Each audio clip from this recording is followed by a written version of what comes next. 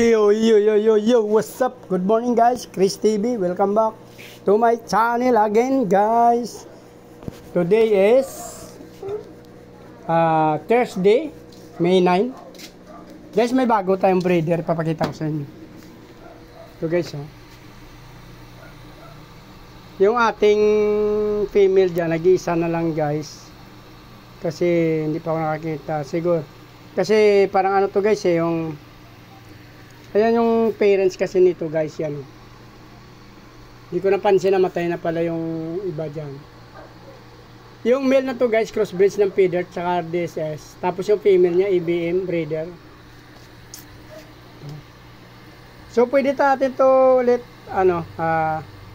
hanapan ng isang female na EBM guys. Titingnan natin kung anong labas. Kasi ang ating male, nasa Red Dragon siya na nagbublo din ang katawan since may lahing feeder yan.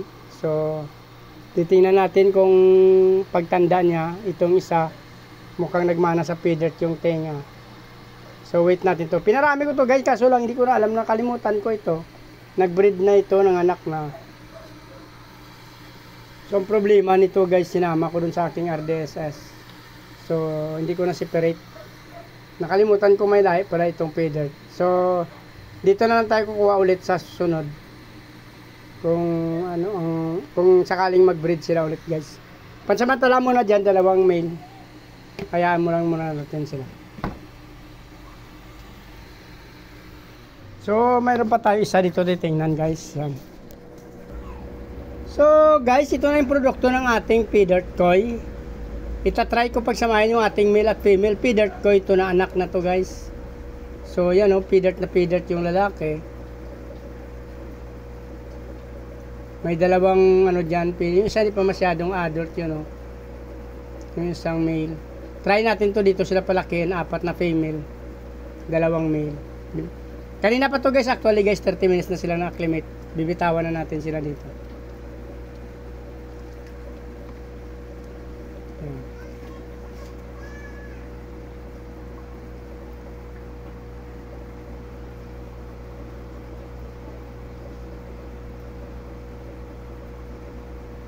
Dito yun galing ang ating ating breeder kanina na pinakita ko.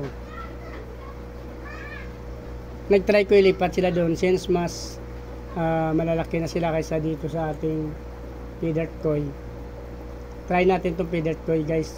So itong parents nila guys, yung male natin dito sa parents nila feeder, tapos yung albino ko yung kanilang female. So ito ang produkto guys. Actually marami ito silang magkapatid. Namili lang tayo ng medyo maganda at malalaki na. So tatry natin dito pagsamahin. So abang-abang na kayo guys kung ano pang lulusot sa susunod na. Bali first generation ito. Tingnan natin yung second generation ng feeder toy natin. So iwanan na lang natin dyan. Yan. So kung natapos niyo yung video na to guys, please like, follow, subscribe sa aking YouTube channel. Sama nyo ang notification bell guys para updated kayo sa sunod-sunod na may na-upload natin ng video. Maraming salamat sa patuloy na suporta at panonood guys. Paki-follow nyo na rin aking Facebook page, Chris Molieno. Maraming salamat at mabuhay kayo hanggang gusto nyo. Bye!